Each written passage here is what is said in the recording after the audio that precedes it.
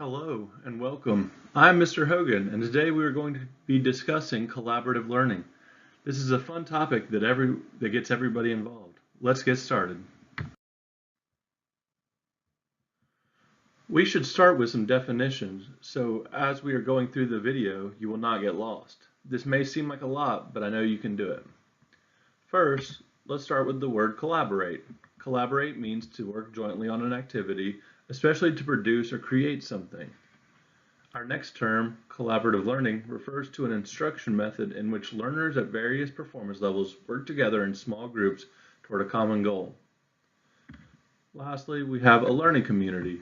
This is a group of people who share common academic goals and attitudes, who meet semi-regularly to collaborate on classwork.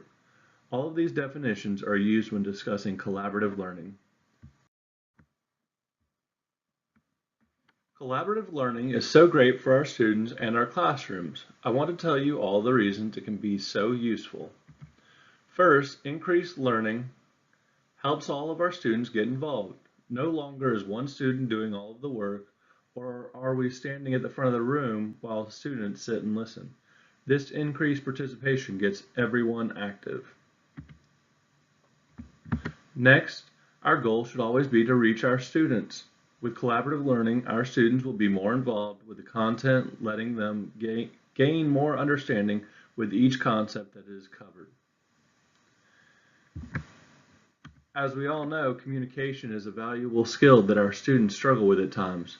Working collaboratively with their peers will allow them to enhance their verbal and nonverbal communication skills, building a more complete student. Finally, we are trying to create independent learners that need little help from their teachers. Collaborative learning will allow students to build that independence while still giving them the support that they need. These are all of our keys to success.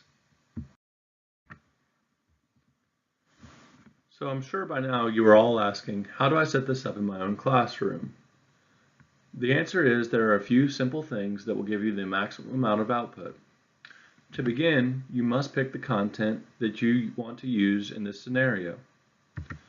Next, you should form groups with your students. Then, this next one may sound most difficult, but you should try to be flexible. And finally, create an assessment that gets the most from your students. Let's discuss these steps in more detail. Picking the content may be easy if you are an upper-level teacher who only teaches one subject. On the other hand, it could be difficult if you are an elementary teacher that teaches all subject areas.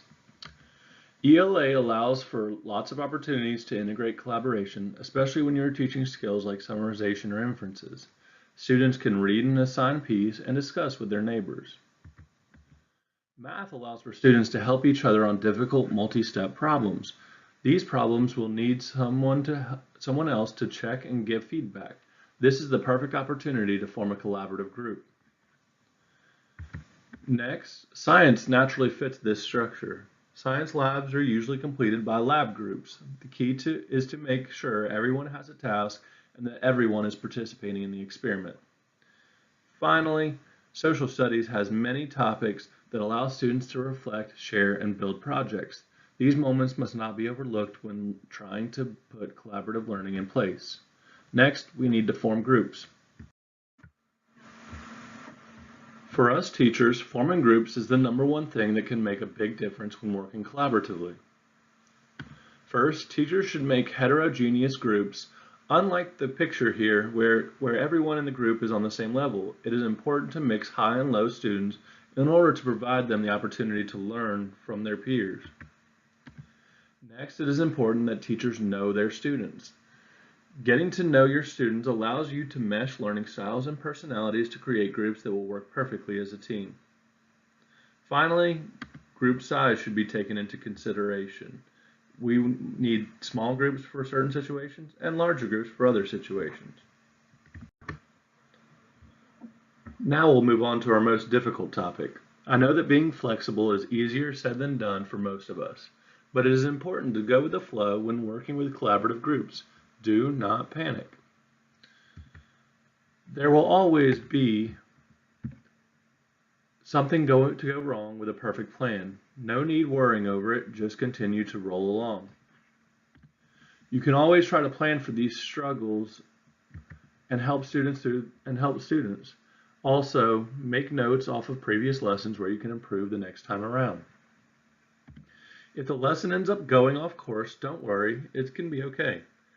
Continue this new course of genuine learning and see where it leads you. Lastly, like I mentioned before, learn from your mistakes. We all make mistakes, we are all human. Simply write down what happened so the next time around you can make adjustments to your plan. Finally, it's time for you to come up with the assessment that works best for your project.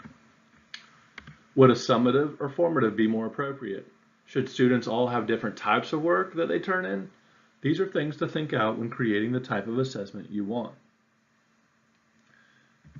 Next, we must think about how much work is being done for the assessment. Is the work split evenly between the collaborative group? You don't want some students doing a lot of work and others having less. The best assessments are the ones where every student is reached and everyone shows what they learned. Be creative, even have your students help you out. They can be very good at helping with some new ideas. I hope that you are able to use the information in this video to better understand collaborative learning. If you are struggling, please reference the material on the website to help reinforce the information. Hope you all enjoyed. Bye.